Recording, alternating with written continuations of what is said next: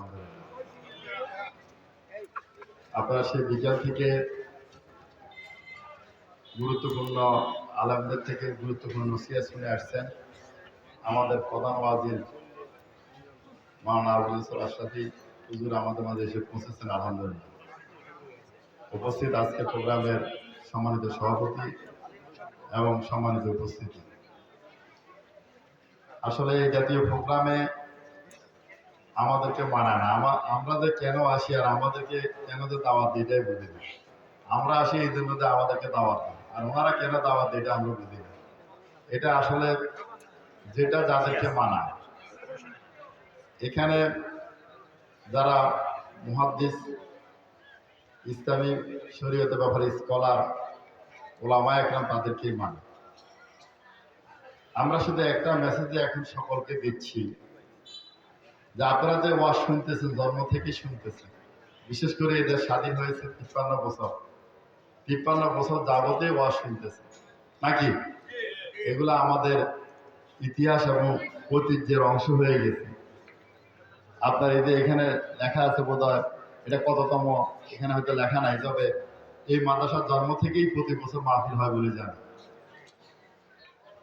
কিন্তু শরীয়তের একটা গুরুত্বপূর্ণ বিষয় আমরা জানি না যে দিন কায়েমের আন্দোলন করা ফরজ।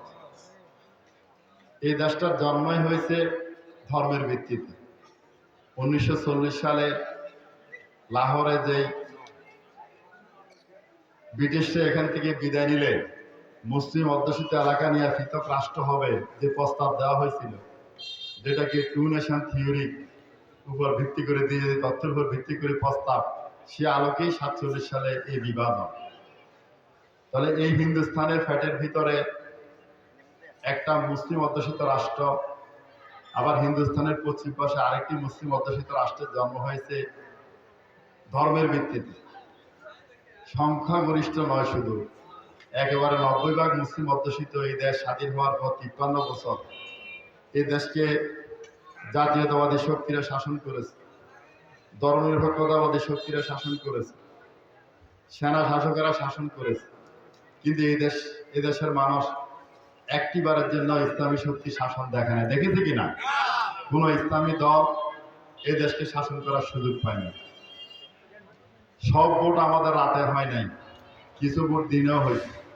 ভোট দেওয়ার আমরা সুযোগও পাইছি, কিন্তু আমরা ইসলামের পক্ষে ভোট দিই না। এখন ইসলাম এদেশে কেন প্রতিষ্ঠা হয় না?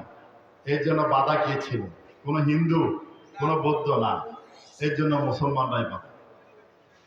একজন মুসলমান ধর্মগতভাবে তিনি একজন ধার্মিক, তিনি তাহাজ্জুদ পড়ে, 5 ওয়াক্ত নামাজ জামাতে পড়ে, রোজা রাখে, নফল রোজা রাখে, সব করে, কিন্তু তিনি আওয়ামী লীগ করে বা ধর্মনিরপেক্ষ রাজনীতি করে, বিএনপি করে বা জাতীয়তাবাদী দল করে। তাহলে তাকে যদি প্রশ্ন করেন যে আপনি কি চান যে এই দেশটা কোরআন সুন্নাহ দ্বারা চলো, এই দেশে আল্লাহ দিন কায়েম হোক, তিনি বলবে আমি চাই। তাকে যদি বলা হয় যে আপনি যে রাজনৈতিক দল করেন, এই দলের এজেন্ডা কি কোরআন সুন্নাহ ভিত্তিক রাষ্ট্র আছে, আপনি এই দলগুলি কি আপনার এই চাওয়া পূরণ হবে? তখন তিনি কি উত্তর দিবেন? তিনি নিজেই জানেন না ওই তাহাজ্জুদ যারা আওয়ামী লীগ বিএনপি করে, ওই ভাই নিজেও জানেন না যে তার নিজের ভূমিকায় নিজের জন্য অন্তরায়। তিনি একদিকে ইমানের নিদর্শন পেশ করতেছেন কিছু আমলের মাধ্যমে, আরেকদিকে তিনি শিরকের সাথে লিপ্ত আছেন, তিনি খোদাদ্রোহী আচরণ করতেছেন। তিনি নিজেই এই জমিনে খোদার আইন যাতে প্রতিষ্ঠা না হয় তার বিরুদ্ধে তিনি অবস্থান নিয়েছেন। কি কথা কি বোঝা আসছে? তার শক্তি সামর্থ্য দ্বারা তিনি নিজেই খোদাদ্রোহিতা করতেছেন। তাহলে এই বুঝটা আমাদের পরিচ্ছন্ন হতে হবে।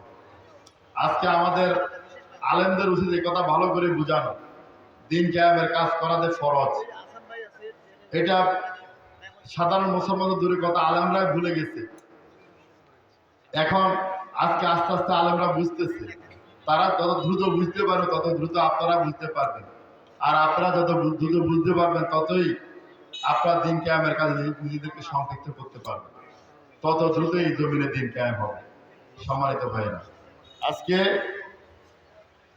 এই যে মাদ্রাসা শিক্ষা ব্যবস্থা, এগুলো ব্রিটিশদের দেওয়া সিলেবাসে, এখানে 1000 বছর একটা ছেলে পড়ালেখা করলেও তার মাঝে দিন কায়েমের কনসেপ্ট ক্লিয়ার হবে না।